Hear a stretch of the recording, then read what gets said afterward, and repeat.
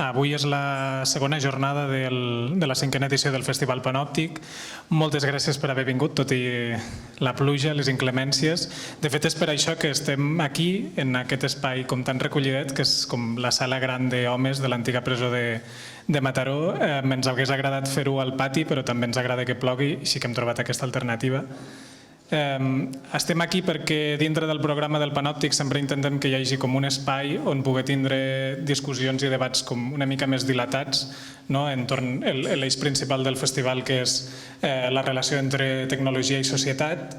I justament avui estem aquí i aquest any el que hem volgut abordar en aquesta sessió és la irrupció de les eines d'intel·ligència artificial, atenent sobretot que l'últim any s'han popularitzat moltíssim i han aparegut com múltiples debats públics que ens hi han fet pensar, ens hi han fet tindre por, però també ens han fet veure-ho com algo bastant amb moltes possibilitats, emancipador. De fet, és com que a vegades ens costa posicionar-nos perquè hi ha com opinions molt polaritzades i justament d'aquests debats també ens travessaven en l'organització del festival, perquè aquest any amb el dissenyador amb qui hem desenvolupat la imatge del festival se'ns va acudir que podia ser interessant treballar amb eines d'intel·ligència artificial per pensar com podíem trobar una representació de les implicacions ambientals de la tecnologia, que és sobretot com de les preocupacions i els eixos principals del festival d'aquest any, i ens semblava interessant treballar amb una intel·ligència artificial per tindre com aquesta discussió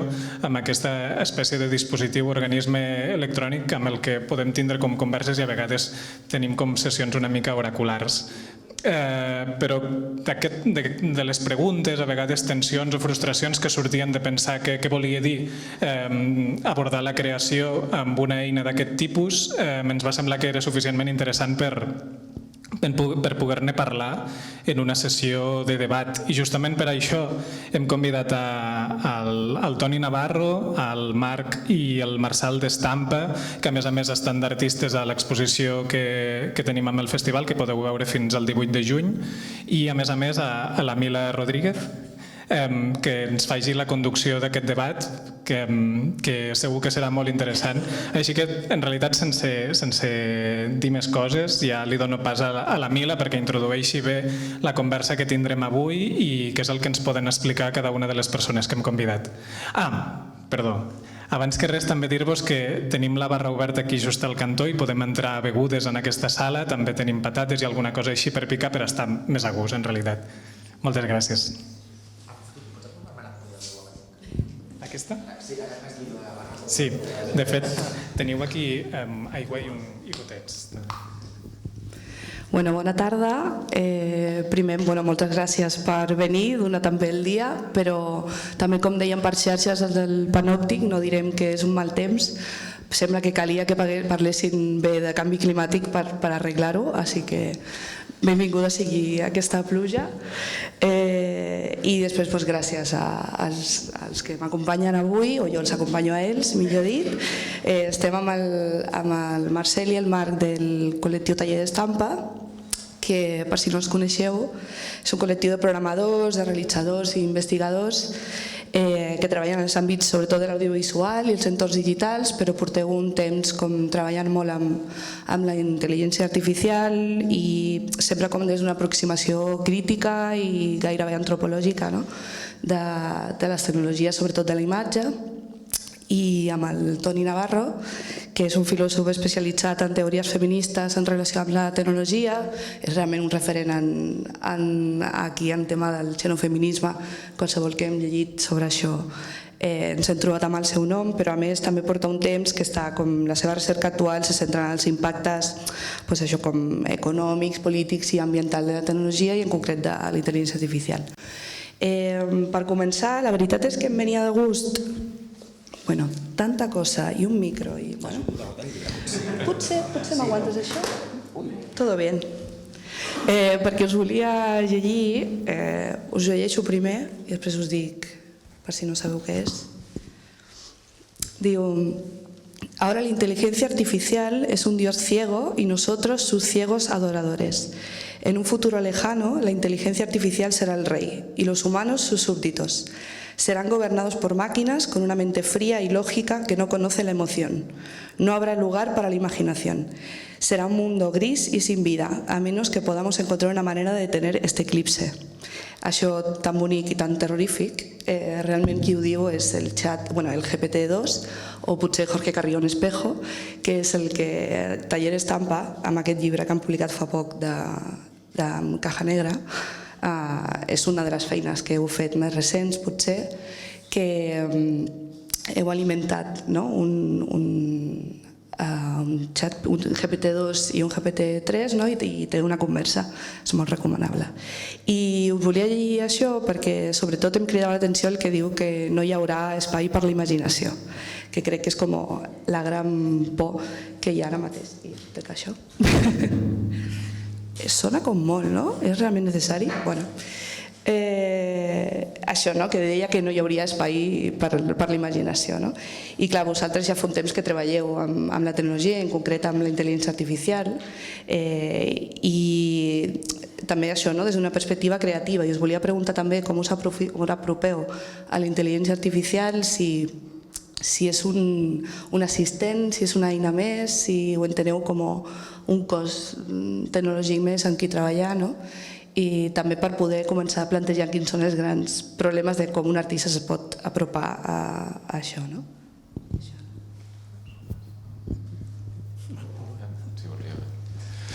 Sí, nosaltres, una de les primeres coses que diem sempre és que la intel·ligència artificial és una eina i l'hem d'entendre com a tal. És a dir, és una eina que nosaltres fem servir i per tant decidim fer-la servir d'una manera concreta, amb un objectiu concret.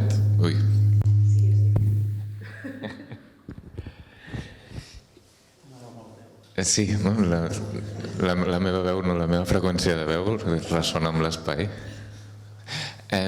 Això, si realment és una eina, és una eina que fem servir i que per tant decidim com i per què la fem servir. I per on més anava la pregunta? Perdona, que m'he despistat amb el tema del... M'interessava preguntar-vos com construïu aquesta feina artística treballant mà a mà amb l'intel·ligència artificial, perquè es pugueu fer una mica un mapa de quin és el treball que feu. De com treballem, no? Nosaltres comencem bàsicament fent servir la intel·ligència artificial d'alguna manera per entendre-la, no? És a dir, per entendre com funciona, per entendre quines possibilitats té, per entendre el seu context, per entendre les seves problemàtiques i sobretot des d'una pràctica de dir anem a fer servir això i anem a veure què surt, una mica des de la nostra postura que ve de l'audiovisual, així com en general. I així és com anem provant i com anem provant aquestes eines que van evolucionant amb el temps i conforme van sortint noves versions les anem provant i anem veient quines possibilitats ens donen i sobretot quina repercussió tenen en el context social actual i què veiem que ens interessa i què veiem que ens sembli menys interessant o més problemàtic o més... I una mica és com anar fent i anar jugant també una mica amb tot això. No sé si... Simplement és que, resumint això, és simplement sempre tenim aquesta idea d'aproximar-nos a les intel·ligències artificials intentant investigar una mica com des de la pràctica quins són els usos i ideologies d'aquestes tecnologies. Això seria com el resum que acostumem a anunciar quan volem explicar una mica què és el que fem. I ho fem, com deia el Marc, molt sempre des de la pràctica, és a dir, ens agrada aproximar-nos a aquestes eines des de la pràctica, és a dir, des d'utilitzar-les per a algun tipus de projecte i en aquest projecte d'alguna manera nosaltres mateixos descobrim quines són les problemàtiques i quines són les possibilitats i per això insistim un altre cop, que el que ens agrada sobretot és investigar la intel·ligència artificial a partir dels seus usos i les seves ideologies. Realment és gairebé irresistible obrir aquesta problemàtica, perquè potser es podria dir gairebé que està de moda, la intel·ligència artificial. Ja hem passat la fase de és un problema contemporani sobre el que pensem i ara ja directament és com la conversa pública. I també en aquest sentit, també com Antoni, com et volia si ens pots fer com aquest dibuix, no? Perquè hi ha com molt de soroll, no? I sobretot també perquè tu estàs treballant molt recentment en el tema de no només en com un artista entra en conflicte com a artista en la intel·ligència artificial, sinó també en la feina de l'artista, no? En tot el conflicte des dels drets del treballador fins a realment si el tema de l'originalitat i si això és meu o no és meu, no? On comença i acaba l'artista. Sí, o sea, has dicho una cosa muy interesante, que es que se habla mucho de inteligencia artificial y que ha pasado al debate público dejando de presentarse como un problema y presentándose como una especie de promesa de futuro resplandeciente y tal, pero se está hablando de un tipo de inteligencias artificiales. Aquí en realidad no habla de inteligencias artificiales, sino de modelos de inteligencia artificial, porque referirse a esta especie de IA como una entelequia o como algo abstracto, cuando en realidad son sistemas algorítmicos o sistemas automatizados, en cierto modo como que alimenta esos mitos que la presentan como algo completamente, una especie de proeza que en los medios siempre se plantea como que va a marcar una revolución sin precedentes o un antes y un después en la forma en que, yo qué sé, se hace arte o se hace periodismo, etc. Y por eso digo que es interesante atender a qué tipo de modelos se están ocupando los titulares o están ocupando los telediarios, porque no se habla tanto de los sistemas de reconocimiento facial utilizados en las fronteras para como castigar a la población migrante, o los sistemas de toma de decisiones automatizadas que castigan a la población trabajadora porque se utilizan para conceder créditos, para asignar becas y ayudas sociales y están diseñadas de forma que sistemáticamente castigan a la gente pobre. O sea, se habla de estas que en cierto modo distraen la atención y que además están acompañadas de este miedo al reemplazo o a la idea de que el arte hecho por humanos va a acabar ahora que existen IAs generativas capaces de crear imágenes a partir de prompts o de descripciones textuales sin intervención humana, que esto es muy relativo en realidad porque hay humanos diseñando esos algoritmos, hay humanos recolectando y etiquetando los datos con los cuales se entrenan, hay humanos diseñando prompts que además se está convirtiendo cada vez más en un reclamo tanto en el ámbito académico de formación como en el ámbito profesional, o sea, parece que va a ser el empleo del futuro. Y en cualquier caso ya digo que este miedo al reemplazo en realidad es una constante durante los 2 últimos siglos en los que se han ido automatizando cada vez más procesos, sobre todo en el ámbito fabril o en el ámbito de la industria manufacturera. Lo que ocurre es que este tipo de trabajos, que eran mecánicos, repetitivos y poco cualificados, parecían no tener nada que ver con el arte que implicaba estas ideas de creatividad, de imaginación, que eran cualidades genuinamente humanas y que no iban a poder ser imitadas por un algoritmo.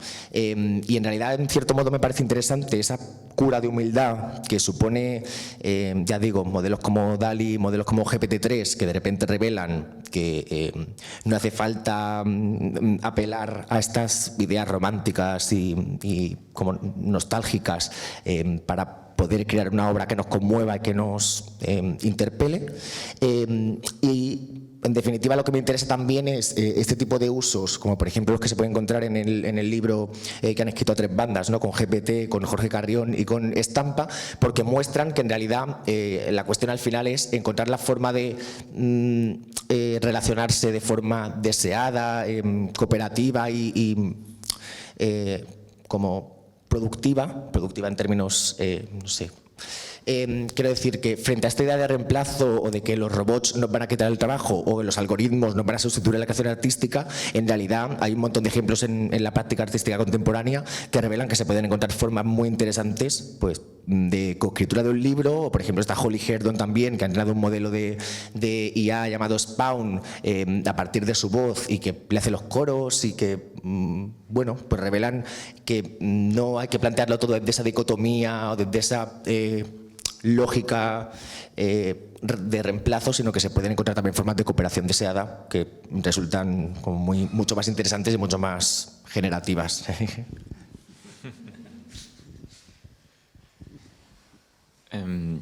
Sí, bueno, esto que comentabas, ¿no? De esta relación con la tecnología, que no, es decir, esta idea de la creatividad, de la exclusividad, de la imaginación humana, pero en el fondo en el arte hace mucho tiempo ya que se está trabajando pues, con materiales encontrados, que se está trabajando de otra forma, ¿no?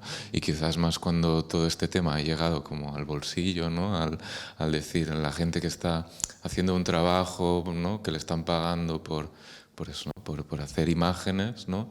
Y de repente pues aparece una herramienta que puede hacer esas imágenes o unas imágenes muy parecidas de forma más rápida, etcétera, ¿no? Como ha ido pasando pues con tantos otros trabajos, ¿no? Pero a nivel de eso, ¿no? A nivel del mundo del arte, en realidad es una problemática que en teoría hacía mucho tiempo que estaba solucionada, ¿no? Que ya habíamos pasado por esto, ¿no? Pero ahora es como que esta frontera, ¿no? De decir, no, ya no es que nos encontremos con algo, sino que parece que la tecnología está imaginando algo, ¿no? Está generando estas imágenes que parece que tienen intención, que parece que trascende un poco, ¿no? la idea esta de que es algo automático, sino que ya es como, ¿no? Dar la realidad, pero no de forma mecánica, sino como, ¿no? Como ideando, como creando, entre comillas, algo nuevo, ¿no? Cuando en realidad, si nos ponemos a analizar, pues es un proceso estadístico, etcétera, ¿no? Es decir, lo podemos ver realmente como algo muy automático y muy mecánico, ¿no? Pero en el momento en que nos parece, ¿no? que está imaginando, ¿no? La propia tecnología, entonces es como que nos ponemos en plan, epa, ¿qué está pasando, no? Hemos rebasado como una frontera, ¿no? Que en realidad quizá no es tal, ¿no? Ya habíamos superado como este dilema, en realidad. Al final sembla que el concepte que només esquem una mica en qualsevol conversa entorn a la intel·ligència artificial és l'originalitat, no? Preguntar-nos sobre l'originalitat és com el que posa en conflicte el fet de que ara existeixin, i per això, i per tota la campanya publicitària que implica DALL-E i GPT i demés, no? Però clar, i al final dius, és que potser hem estat entenent malament el que era l'art, no? Perquè realment si ho reduïm només al seu original entraríem en conflicte amb moltes més corrents artístiques de fa molt més temps, no? I clar, en aquest sentit també vosaltres en la vostra feina m'interessa també perquè explicava una mica el Roc al principi que sorgeix fer aquesta conversa perquè quan plantegen fer el cartell els mateixos artistes diuen que jo no sé si sóc l'autor d'això, no? Però en realitat és una conversa, i comentaven abans amb el Toni, el tema dels drets d'autor és algo que està des de fa molt de temps en crisi, no? D'una banda, preguntar-vos a vosaltres, dedueixo que ja fa temps que us heu reconciliat potser amb aquesta pregunta, amb la idea de si és original o no, també treballant en col·lectiu vosaltres, no? No sé si és així o... Bueno, citándola en portada, quiero decir que es... No sé si volies dir alguna cosa. Clar, amb aquesta idea de l'originalitat, vull dir, nosaltres tenim bastant clar des del principi, no? Que en el fons, vull dir, s'està prenent una decisió, no? De fer servir un determinat material, no? S'està prenent la decisió de buscar allò i de fer servir un determinat resultat i no un altre, no? Per tant, doncs aquí ja hi ha, no? Vull dir, ja hi ha prou originalitat en la decisió, no? Vull dir, és igual com es generi la imatge o el text o el que sigui. Al cap i a la fi, tu estàs dient, vale, això em sembla, no? Això m'interessa, això em sembla vàlid, em presento això, no? Vull dir, més que això, vull dir, tampoc, no? Què més necessitem, no? Per considerar que hi ha una autoria, que el fet de, vull dir, evidentment, vull dir, tampoc t'estàs apropiant d'alguna que ha fet una altra persona i dient que és teu, no? Simplement estàs obtenint un resultat fent servir una determinada tecnologia i l'estàs considerant adequat i l'estàs presentant per l'objectiu que sigui, no? Sí.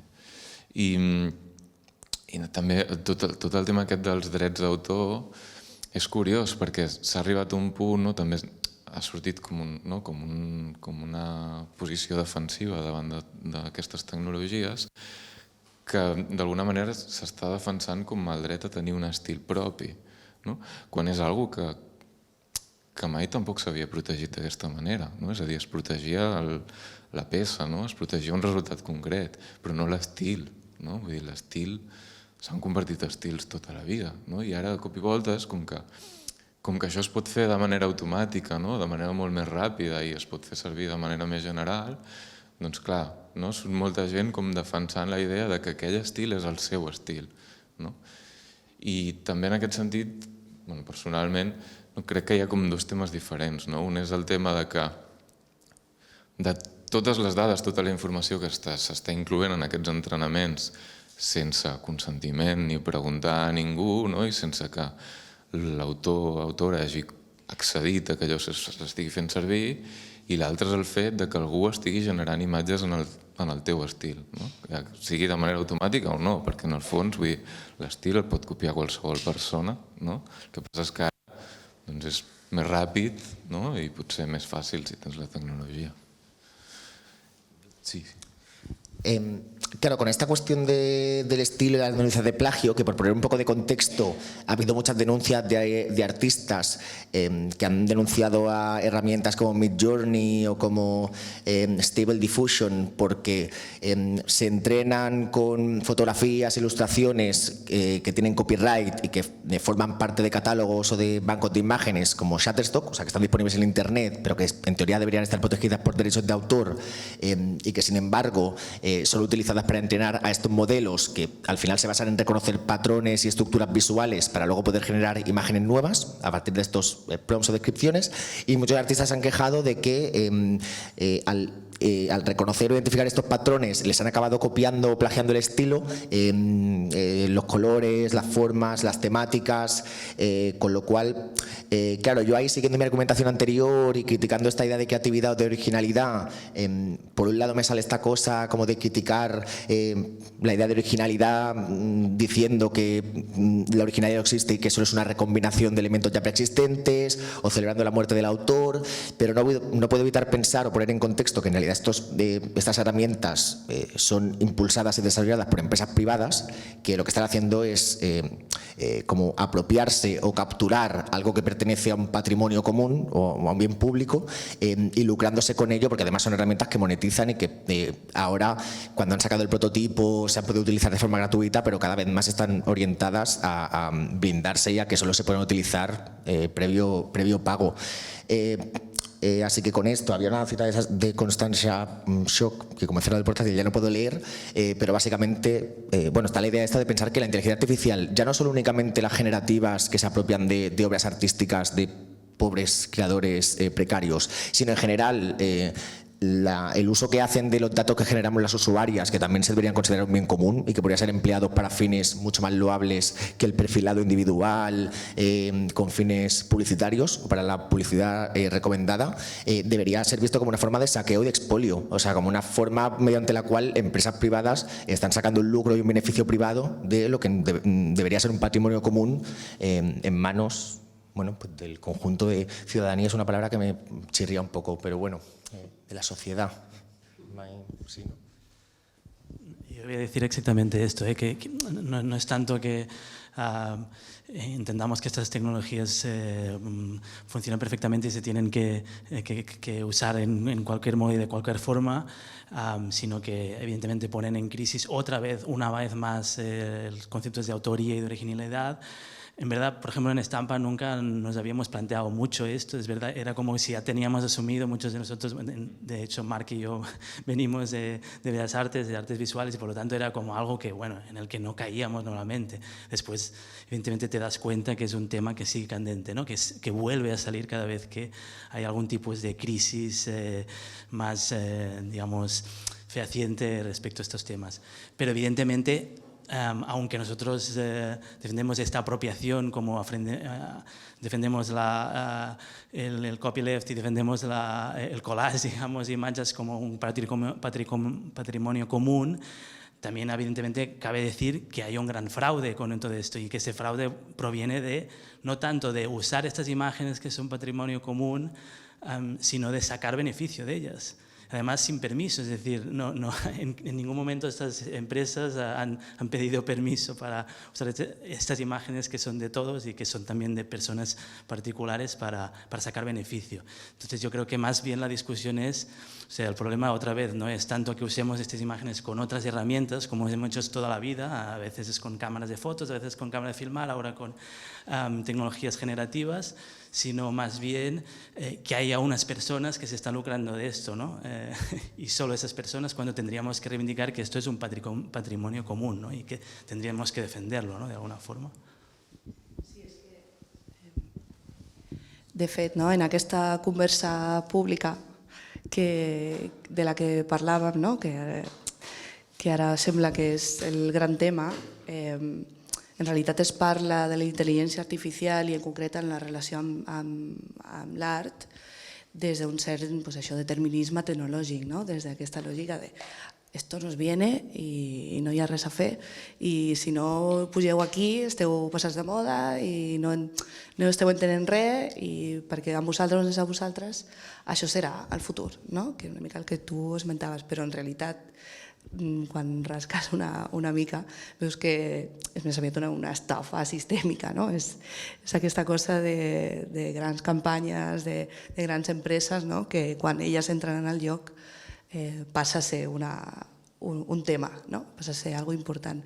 I clar, jo us comentava abans que us volia preguntar en aquesta xerrada per vosaltres quina és de tot aquest soroll, quina és la gran mentida que ens diuen, i clar, tots ens responien que hi ha moltes, que realment una és difícil, no? Però no sé si voleu dir alguna, que sé que els Stamp han treballat això. No, o sea, yo voy a criticar la mayor, sobre todo porque ha sido la que más ha...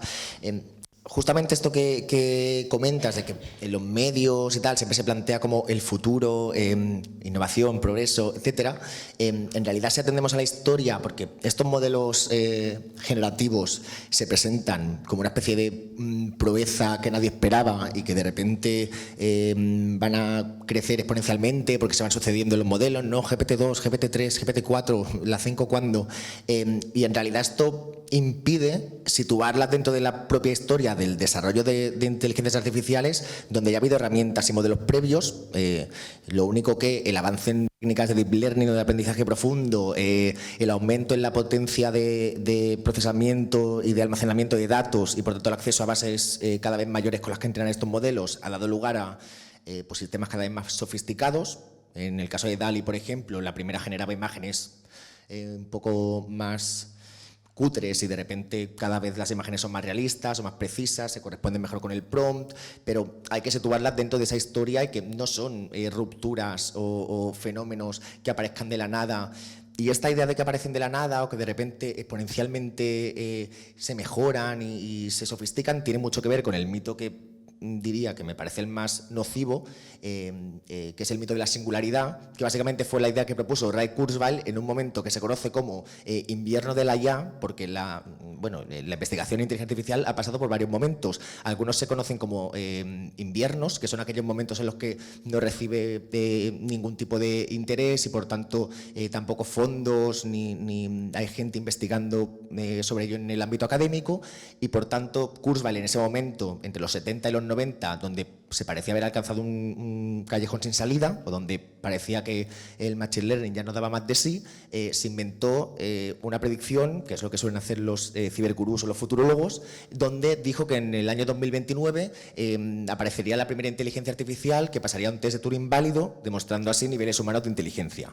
Que fue una predicción que se sacó de la manga, en realidad conectándolo con la ley de Moore, que dice que como la cantidad de chips necesarios para el proceso, como una ley que, sobre todo por a causa de los límites materiales, que será algo que comentemos seguramente en relación al tema climático y tal, pero que es una ley que no se sostiene, pero que en su momento permitió que mucha gente augurara un crecimiento exponencial de la tecnología hasta el punto de, porque en 2029 se iba a dar la singularidad y que 10 años después íbamos a fusionarnos todos, organismos y máquinas, en una especie de superinteligencia colmena, en fin, delirios, pero que acaban permeando en la ciencia ficción, acaban permeando en la mayoría de producciones culturales culturales más mainstream que son las que han generado como este miedo al reemplazo o este miedo a que las inteligencias artificiales acaben siendo malvadas y nos dominen o acaben sustituyéndonos y dominándonos. Así que diría que si hay algún mito, a pesar de que es el facilón y tal, me parece que este ha tenido bastante como recorrido, ¿no? Sí, ¿no? Sería como el mito de la autonomía, ¿no? ¿No? Considerar esto, ¿no? Imaginar estas tecnologías, ¿no? como tecnologías que actúan de forma autónoma, ¿no? Y que es el principal, ¿no? malentendido que queremos evitar, ¿no? El hecho de pensar que esto actúa con una especie de voluntad propia, ¿no? Y lo que decíamos al principio, es una herramienta y vamos a ver para qué y cómo la utilizamos, ¿no? Y si nos interesa utilizarla, y cuándo sí y cuándo no, y al final estaremos decidiendo pues, qué es lo que consideramos que es válido, oportuno, lo que sea, ¿no? Y si la usamos, quién la usa, si la usamos entre todas, ¿no? Si bueno, este tipo de cuestiones. Claro, etcétera, ¿no? Es decir, cómo la mencionamos, etcétera, todo este tipo de cuestiones, ¿no? Pero huir sobre todo, ¿no? de esta imagen ¿no? del típico robot con conciencia que hace cosas porque quiere hacerlas, ¿no?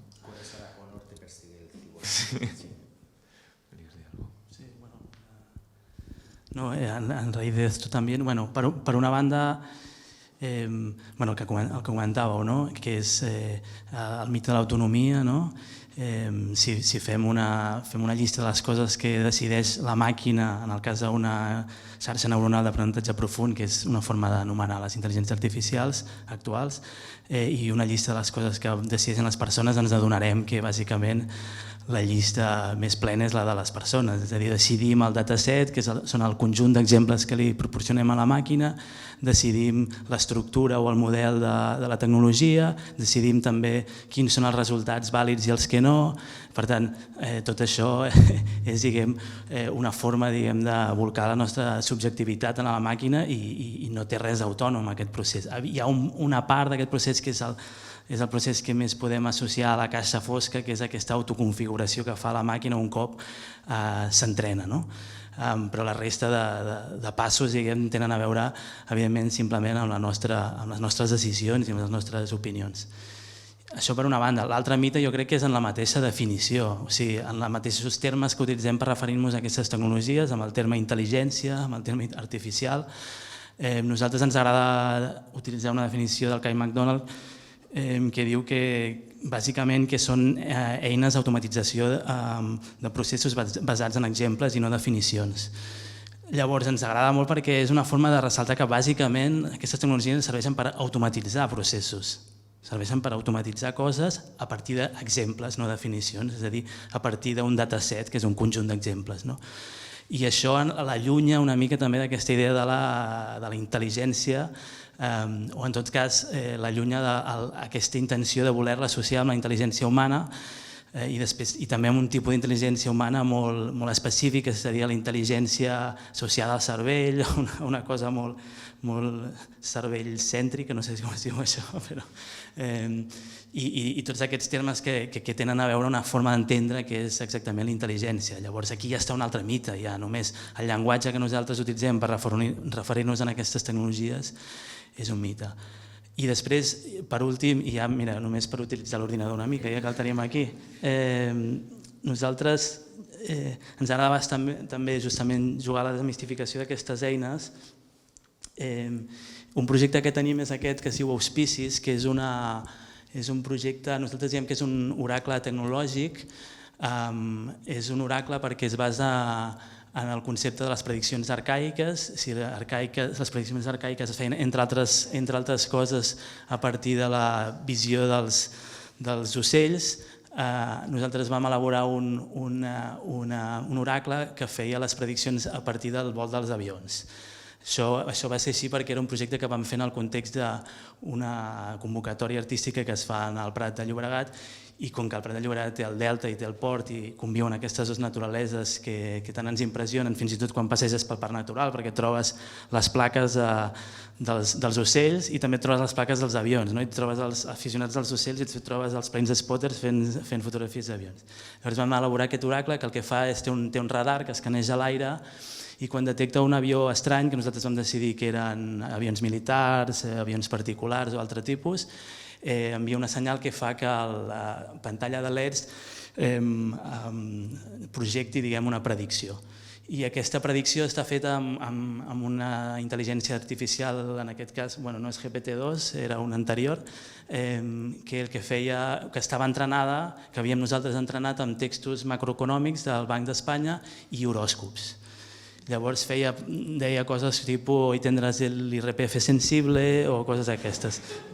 Aquí n'hi ha una, per exemple aquí hi havia una, bueno aquí veureu mentre, aquesta és per exemple és que ha detectat un avió que es diu 83A tal, aquest és l'avió estrany que ha detectat i aquesta és la predicció que ens ofereix, no?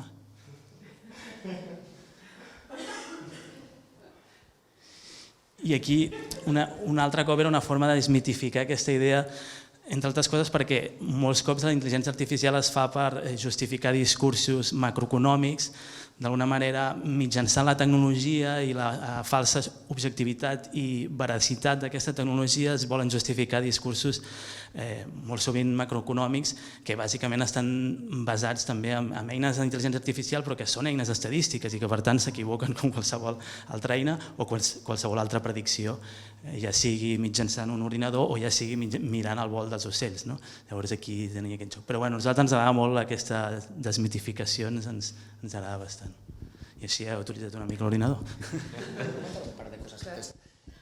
O sea, porque ahora que estamos hablando de usos alternativos, en este caso orientado a desmitificar, pero también hay otros que se aplican a contextos más activistas y me parece que también está bien para arrojar un poco de luz, que en este caso no son herramientas generativas, pero me parece que igualmente es interesante ver que otras aplicaciones o que otros usos puede tener la inteligencia artificial que no tengan que ver únicamente con los que he comentado, ¿no? De control de fronteras, uso policial. De hecho, hay un proyecto de Adam Harvey desarrollado con varios colectivos en defensa de los derechos humanos que se llama BIF, donde han entrenado un modelo de visión maquínica para reconocer ciertas formas de proyectiles que se utilizan contra población civil, poder identificarlos y así poder rendir cuentas y acusar pues a los gobiernos, a los ejércitos que han utilizado ese tipo de proyectiles en zonas en zonas no bélicas, ¿no? Y luego hay uno muy parecido también de Forensic Architecture, que tienen proyectos muy guays y en este caso hay uno que se llama Model SU, bastante inspirado también en B-Frame y tal, que básicamente hace lo mismo, entrenan un modelo de computer vision a partir de pues, ciertos imágenes de proyectiles y tal, de forma que cuando detectan uno que sería muy difícil de identificar a la altura a la que pues, lo detectan los drones y eso permite la rendición de cuentas y denuncias y procesos jurídicos. Y luego respecto al tema de la inteligencia, que a mí en realidad es lo que más me interesa, o sea, con Alejandra López Gabrielidis, que era la persona que debería estar aquí pero no ha venido, así que vengo en su lugar porque llevamos 3 años currando juntas y específicamente lo que más nos interesa es esta de inteligencia, que como decías muchas veces se entiende como la actividad lógica mental de un sujeto consciente, que parte también de un dualismo que separa la mente y el cuerpo, lo cual alimenta muchas veces esta fantasía ¿no? de bueno, que tiene impactos ecológicos, de pensar la tecnología en general y la IA en particular como algo desencarnado, inmaterial, sin ningún tipo de infraestructura de arraigo, no sé, sin todas las bases de datos que permiten acumular esos datos con los que se entrenan, etcétera. O sea que justamente Alejandra y yo preferimos hablar de cognición técnica en lugar de inteligencia, porque cognición es un término mucho más amplio que incluye también procesos no necesariamente conscientes o abarca también animales no humanos, sistemas técnicos que pueden ser pues, cognoscentes, pero sin esta idea grandilocuente de inteligencia como ese sujeto racional cartesiano, kantiano, todo lo malo. Bueno, i parlant de tot lo malo, i ja que han aparegut els avions, és una mica inevitable parlar del canvi climàtic, perquè en aquests usos que esmentàveu, no? Socioeconòmics, polítics, no pot ser casual que pràcticament no es parla del pes que té per la crisi climàtica tot aquest auge de la intel·ligència artificial i de la tecnologia en general. I clar, sobre això us volia com preguntar d'una banda, anava a preguntar per què penseu que passa això, però és bastant evident, però sobretot realment quins són els dilemes reals que ens hem plantejat, perquè sembla que la intel·ligència artificial està allà en un núvol, que és una paraula molt ben escollida perquè sembli una cosa etèrea que no ens afecta i exacte, que ens cau, que té decisió, no? I són metros i metros i metros de tecnologia, no? Sobre això, sobretot jo crec que tots esteu treballant moltíssim i és una preocupació comuna. En el ámbito artístico, en el ámbito de los estudios críticos de la tecnología, en realidad hay mucha gente trabajando en desvelar la materialidad de Internet. No sé, aparte de vuestro trabajo también está el de Joana Moll, está Mario Santamaría, que se dedica a hacer infrastructures o tours por la infraestructura física de Internet, como si fueran tours turísticos, pero donde de repente te muestra partes de una ciudad que podrían parecer anodinas, pero que esconden centros de datos o que esconden la construcción de un futuro cable de fibra óptica, que está muy bien para tomar conciencia de que, a pesar de estos términos tramposos de transparencia, virtualidad, nube, en realidad estamos hablando de infraestructuras vastísimas que incluyen estos centros de datos, satélites, antenas, todo ese cable de fibra óptica que atraviesa el océano y la tierra de punta a punta. Y en cierto modo, ahora que comentaba lo de la distinción mente-cuerpo, hay un dualismo previo que en realidad atraviesa toda la filosofía occidental, que es el dualismo entre forma y materia, que ha dado lugar a esta ideología de la inmaterialidad digital, que hace que esto, como en realidad son 2000 años de dirección filosófica, que no hace falta resumir, pero bueno, tiene que ver con la abstracción entre signo y referente, o sea, una serie de procesos que nos hacen pensar que la digitalización es un ámbito esencialmente etéreo, inmaterial y demás. Pero si esta ideología se ha afianzado, no es únicamente porque tenga todo ese legado o toda esa historia filosófica detrás, o porque lo auspicie Platón, que tampoco tiene tanta vigencia ahora, sino porque responde sobre todo a los intereses de las empresas, a las que les interesa mucho como promover ese hype y promover esa idea de innovación, progreso, futuro, ocultando todas las partes negativas que tienen que ver con el consumo energético de estas tecnologías, con la emisión de CO2, con otras cuestiones que comentaba antes también o que han salido, como todo ese trabajo invisibilizado, que además en muchos casos, pongamos, toda la apariencia de automatización, que mucha gente llama foxtomation o falsa automatización, esconde que en realidad hay un montón de personas, mayormente del sur global y en campos de refugiados o en prisiones, que se están dedicando a hacer microtareas a través de plataformas de crowdsourcing como Mechanical Turk, que es una plataforma de Amazon, donde se ofrecen tareas a un precio que oscila entre los 10 centavos y los 15 centavos,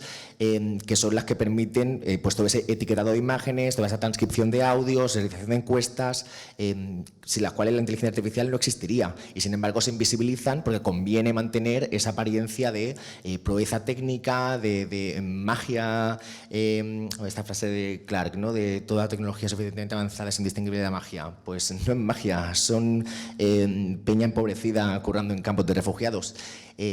Así que, bueno, ya que me caliento.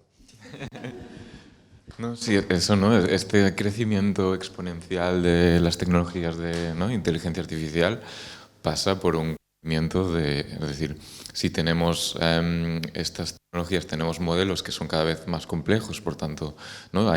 Son más grandes en cuanto a información, ¿no? Hay más datos. Esto significa también más consumo energético, procesos de entrenamiento que son más largos. Más datos también significa más gente trabajando para conseguir etiquetar estos datos, revisar estos datos, etcétera, ¿no? Que hay detrás de todo esto, pues hay unas infraestructuras, un consumo energético y un trabajo, ¿no? De mucha gente que es como que no no existe, ¿no? Nosotros vemos la herramienta final, ¿no? El servicio, la plataforma a la cual podemos acceder, ¿no? Para usar estas herramientas, ¿no? Y claro, en el fondo, si la compañía lo que quiere es rendibilizar esta tecnología y ofrecernos un servicio, ¿no? Al cual nosotros podemos acceder pues, para replicar el estilo de otra persona, ¿no? Pues lo que va a tener pues, son muchos servidores funcionando 24 horas al día, ¿no? Para que quien quiera se pueda conectar a los servidores, utilizar estas herramientas, etcétera, ¿no? Esto significa pues, tener máquinas funcionando, ¿no? Y 24 horas para que cuando tú quieras pues, te conectes y generes las imágenes que quieras generar, ¿no? Es decir, que todo esto, y especialmente si este crecimiento pasa por modelos más grandes, con más datos, ¿no? Por tanto, procesos de entrenamiento más costosos, etcétera, ¿no? Y se tiende precisamente a esto, ¿no? A tener como modelos cada vez más globales, ¿no? Es decir, como entrenamientos que lo que quieren es replicar un funcionamiento general, ¿no? De lo que sería la escritura o de lo que sería la generación de imágenes, ¿no? Es decir, una sola herramienta lo puede escribir todo y lo puede generar todo, ¿no? Y esto significa pues, que necesita cuantos más datos mejor, ¿no? Y bueno, es ¿no? Este proceso, más datos, más trabajo, más consumo, más infraestructura, etcétera, etcétera. Yo solo quería añadir que, de hecho, es curioso porque muchas de las cosas que estamos diciendo ahora podríamos también atribuirlas a Internet en general. Es decir, esta internalización de la producción, de la distribución de las imágenes, todo eso es atribuible a la inteligencia artificial y es atribuible a la red, digamos, en general, ¿no? También el trabajo precario. Es decir, que es algo parejo digamos, en esta cultura de la imagen, de la tecnología en red, y por lo tanto está bien hablar de la inteligencia artificial y a la vez también preguntarse qué uso estamos haciendo de estas tecnologías que van más allá de la inteligencia artificial, como son Internet, ¿no? Bueno, sobre todo porque en el fondo también es verdad que lo que decía antes Tony, ¿no? Que de hecho la inteligencia artificial, la gran irrupción de la inteligencia artificial es en el momento en que Internet, digamos, empieza a hacer una base de datos en imágenes y textos realmente impresionante, inmensa, que permite alimentar estas estructuras que ya existían mucho antes, pero que no se habían podido explotar, digamos, no se había podido explotar todo su potencial porque no existían esos datasets, esos conjuntos de ejemplos tan grandes como para poderlas utilizar. Pero bueno, es un problema que tenemos con la inteligencia artificial y es un problema en general que tenemos con las redes, ¿no? Estábamos hace poco trabajando con otro artista, Andrés Galeano, que está haciendo un trabajo, por ejemplo, del impacto ambiental que tiene simplemente enviar una imagen a través del WhatsApp o a través de es decir, el consumo que genera simplemente enviar una imagen a la persona que tienes al lado. Porque claro, lo estás enviando a la persona que tienes al lado, pero esa imagen se va a ir a Estados Unidos, después volverá, y todo esto pues genera un consumo pues mucho más alto que enseñarle la imagen, por ejemplo, ¿no? Bueno, creo que son preguntas que nos tenemos que hacer en general, no solo de inteligencia artificial, sino de este tipo de tecnología. Sí, o sea, para mí el problema ya ni siquiera está en como inteligencia artificial, Internet y las tecnologías de la información, sino que el problema está en la lógica expansiva del capitalismo y del modelo en el que se basa como esta idea de desarrollo tecnológico que promete ese futuro luminoso que va a ser completamente inviable, dado que se basa en el intento de crecer ilimitadamente en un planeta que tiene recursos finitos o limitados, ¿no? Que es la idea que defiende el decrecimiento, y de hecho hay bastantes propuestas. El decrecimiento por lo general se está esta propuesta política que defiende la necesidad de reducir la producción, el consumo, y también el tamaño de las infraestructuras energéticas y tecnológicas, y podría parecer una forma de ludismo, de tecnofobia, aunque en realidad hay varios proyectos que apuntan a la posibilidad de desarrollar tecnologías a otra escala, porque al final es lo que comentabas tú, el problema es esta idea de pretender crear un programa que acumule tantos datos que sea capaz de generar cualquier texto, cualquier imagen. En realidad hay una propuesta que me parece muy interesante que se llama permacomputing, que aplica los principios de la permacultura al ámbito digital, o por ejemplo la informática del colapso, que son un grupo de gente que lleva décadas intentando diseñar un sistema operativo capaz de funcionar aprovechando ahora la abundancia el presente en épocas futuras de escasez, y en ese sentido también están intentando desarrollar modelos de machine learning, pero que tengan un consumo energético y requieran de mucho menos recursos de los que necesita actualmente este modelo, que pretende pues tener ese alcance global y bueno, pues extenderse como se extiende la máquina trituradora de carne del puto capitalismo. Pues davant d'això, algú té una pregunta? Davant del poder del capitalisme, si algú té alguna pregunta o seguim nosaltres, però és més interessant si de tot això que s'ha mogut teniu... Ha estat una mica atraco, así. Igual tal com lo he dejado podemos cantar la internacional. Sí, jo realment, si no hi ha cap pregunta, el que volia com és, bueno, intentem no marxar-nos tan apocalíptics, no? I us volia preguntar com pel futur, però en el bon sentit, no? És a dir, perquè això també, si us interessa, és per alguna cosa, no és només com per denunciar-ho, no? Us volia preguntar per això, però bueno, mentre s'escalfa les preguntes. Pues siguiendo con mi diatriba comunista, para mí en realidad la cosa pasa por, en primer lugar, en términos más generales, orientar el desarrollo tecnológico y en concreto de la IA fuera de esta lógica mercantil que privilegia el interés privado y poniendo en el centro el interés común. Por tanto, viendo qué usos, sistemas o aplicaciones de la IA nos interesa conservar, porque creo que iniciativas como BeFrame u otras que tienen que ver con la modelización climática o que nos han permitido tomar conciencia de... O sea, justamente hablamos del impacto ecológico de la digitalización, pero no tendríamos idea de que existe el cambio climático, de no ser por esa infraestructura de recolección de datos que nos ha permitido tomar conciencia de que hay ciertas variaciones en el clima o en la composición geofísica del planeta.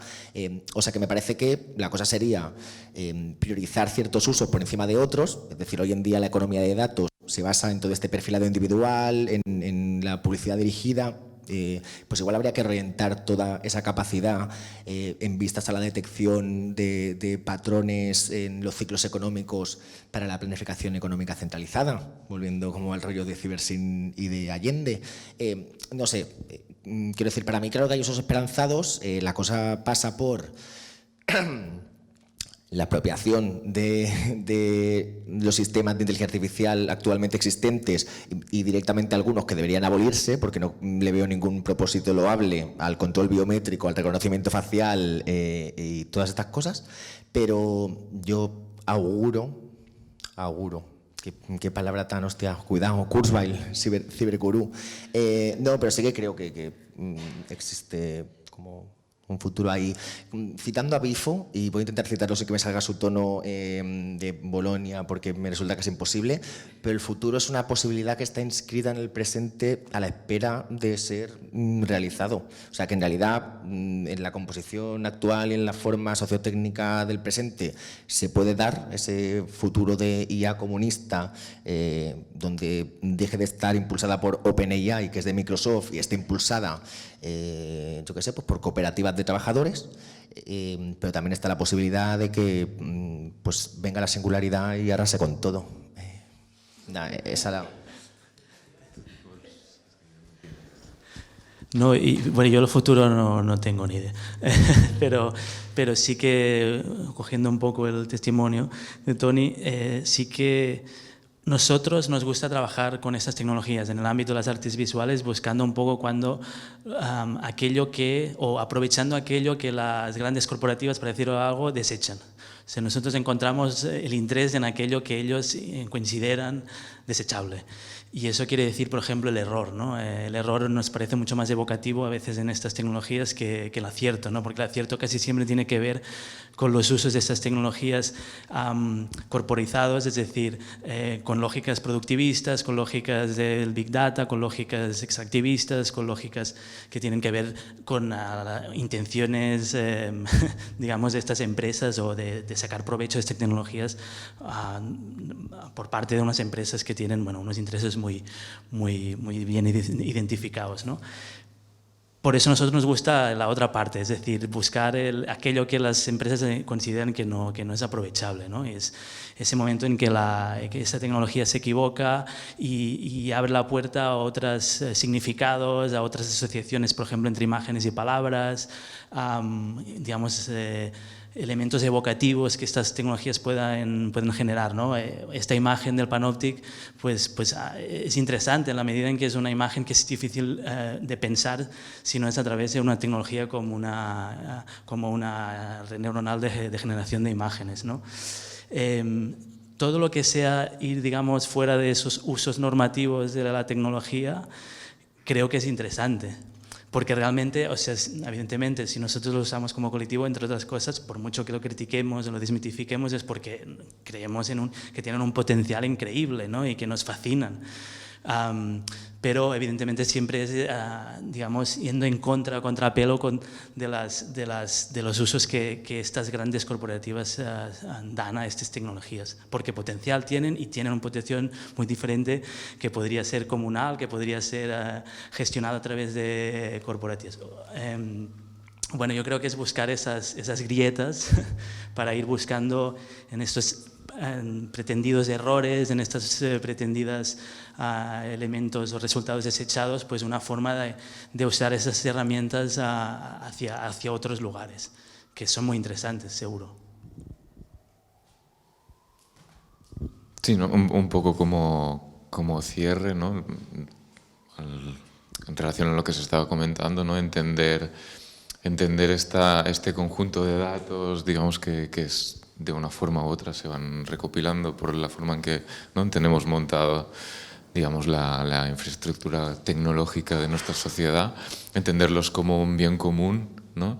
y pensar a partir de este bien común de qué forma podemos utilizar estas tecnologías para sacarle un beneficio a nivel, no sé, social, no sé cómo llamarlo, ¿no? Pero no un rendimiento ni una productividad, sino realmente un beneficio común.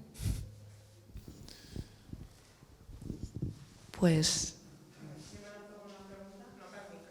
Bueno, perquè entri el vídeo, no? Hola. Res, jo volia llançar una pregunta, perdoneu-me si en algun moment del debat potser ho heu dit, però jo he anat fent una mica d'intermitent. Però, bueno, ara que parlàvem, com sempre, ¿no? del capitalismo, que al final és el problema de todo, clar, a mi em sembla interessant, no? Parlar de que hi ha una opció d'utilitzar aquestes tecnologies des de la dissidència, des d'usos, diguéssim, alternatius als que proposen les grans corporacions, però pienso, por desgracia, al final esto es David contra Goliat y como en cualquier otro ámbito económico, social o de nuestra vida, las grandes corporaciones siguen teniendo mucho poder. Entonces, una de las cosas que a mí me... He passat del català al castellà, bueno.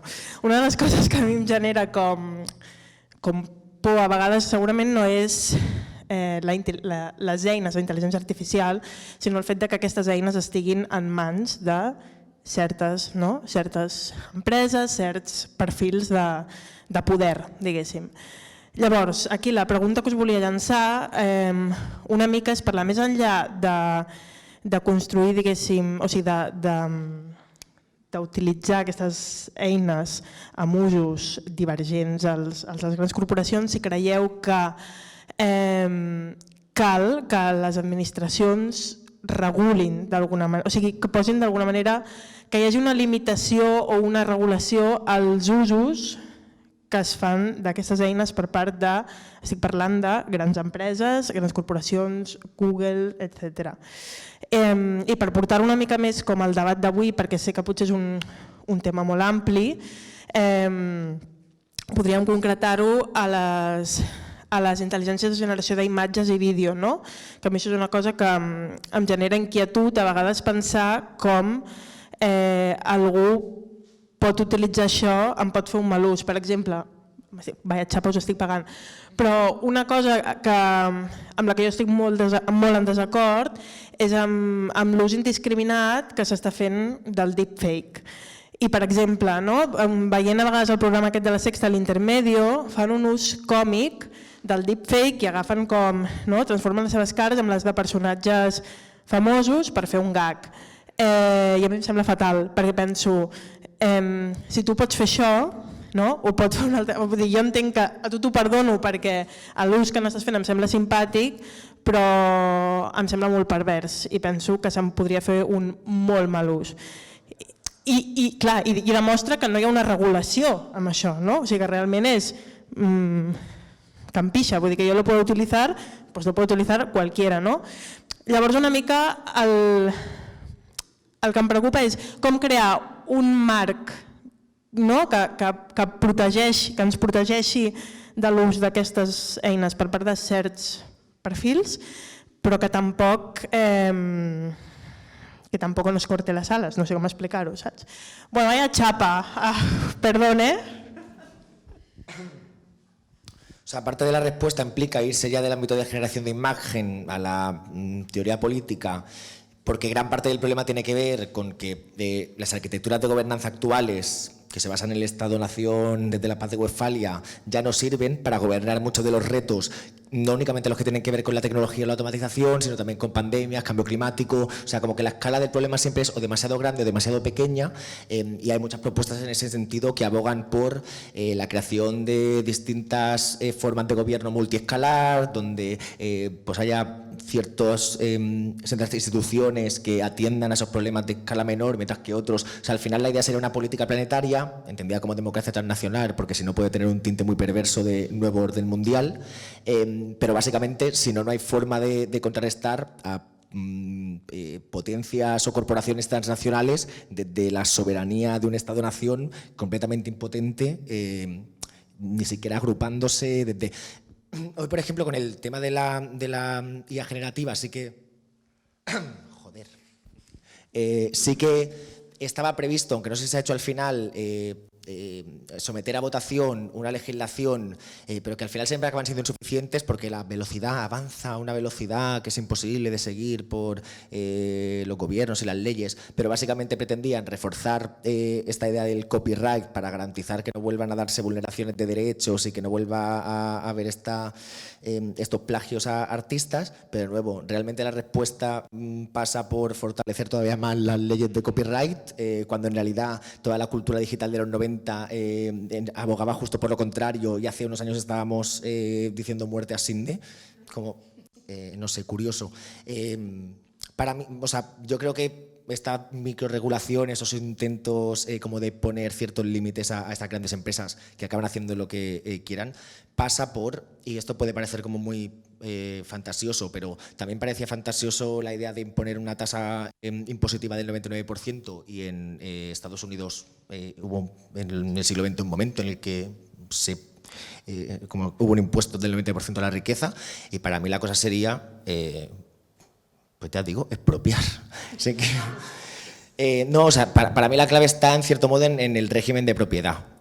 Por mucho que se intenten hacer estas regulaciones o se intente legislar, mientras sean estas empresas las que sean las dueñas de las herramientas, que al final no estén para hostias. Exprópiese y chao. Que suena un poco meme, y bueno, pues puestos a lanzar memes, mejor este que no. Sí, en el sentido este de ¿no? el uso de estas herramientas para el deepfake y como para la desinformación o la información falsa, claro, no sé hasta qué punto esto es algo que se pueda evitar, ¿no? Y intentar regular en este sentido, al final lo único que acaba haciendo es imponer unas limitaciones que tampoco tienen un efecto práctico, porque esto va a suceder igual, ¿no? Y quizá en el fondo, digamos que ya, es decir, no es distinta esta herramienta que cualquier otra que te permita generar información falsa, ¿no? A lo mejor lo haces de otro modo, a lo mejor lo haces más rápido, a lo mejor está más accesible, pero esta posibilidad ya existe, ¿no? Y existen los derechos de las personas, ¿no? Y existe, pues, ¿no? Se penan las calumnias, la difusión de información falsa, todo esto en principio ya debería estar regulado, ¿no? Quizás simplemente cuestión de aplicar, ¿no? Algo que en este sentido ya existe, no tanto como intentar evitar que suceda algo que en el fondo va a suceder, ¿no? Y quizás si tenemos que pensar en algún tipo de regulación, pues quizá va más en el sentido de lo que hablamos del uso de los datos, ¿no? Entendidos como un bien común, ¿no? Y de intentar evitar que se utilicen nuestros datos que se consideran algo de uso público, pues ¿no? Como para el beneficio privado, y quizá el papel de la administración debería pasar no para intentar limitar, sino intentar propiciar, ¿no? Intentar promover determinados usos de estas tecnologías, ¿no? Intentar promover un desarrollo que no pase por pues, conseguir los modelos más completos y más grandes posibles para luego obtener un rendimiento económico, ¿no? Sino buscando este beneficio común. Hay como algunos proyectos bastante guays impulsados por tanto la UE como en el ámbito municipalista, sobre todo en Barcelona y eso tipo de Code, que fue un proyecto en el que los ciudadanos podían elegir qué tipo de datos cedían, algunos que tenían que ver con la polución ambiental, otros que tenían que ver con cuestiones presupuestarias, lo cual también iba muy de la mano de Decidim, esta plataforma de democracia participativa, tal. O sea que usos de la tecnología orientados no ya al beneficio de las empresas, sino orientados al bien común. No esta idea de bien común tipo el gobierno te va a dar, porque también no sé hasta qué punto prefiero que ciertas administraciones o gobiernos tengan el control de los datos o estén en posesión de esas herramientas frente a ciertas corporaciones o empresas. Quiero decir, siguiendo con la teoría marxista y siendo el Estado el instrumento de dominación de la clase burguesa sobre el proletariado, igual no me acabo de fiar del todo. Por eso, pues antes que he dicho yo lo de las cooperativas de trabajadores, bueno, sí, en un mundo ideal ojalá, pero eso, que iniciativas hay, así también por dejarlo con esperanza, tipo...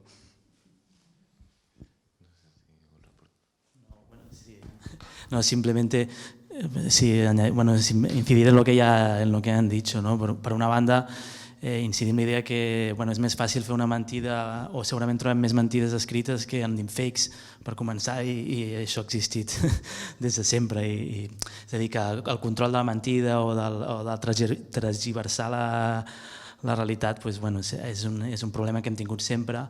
El Donald Trump no necessita deepfakes per explicar mentides cada dia, no, diguem. I sí que és veritat que jo molt sovint penso en això, i el Toni sap molt més d'això que jo i que nosaltres, però aquesta idea de no només reivindicar les tecnologies, sinó també de reivindicar les dades com un patrimoni comú del que ens hem d'apropiar, o sigui, que hem de reivindicar la nostra propietat comú o la nostra capacitat per poder utilitzar aquestes dades i que no se les apropiïn les grans empreses o els estats-nació. És a dir, que és una mica quasi més important fins i tot que reivindicar les eines d'intel·ligència artificial al final, perquè sense aquestes dades tampoc funcionen, diguem, no? D'alguna manera.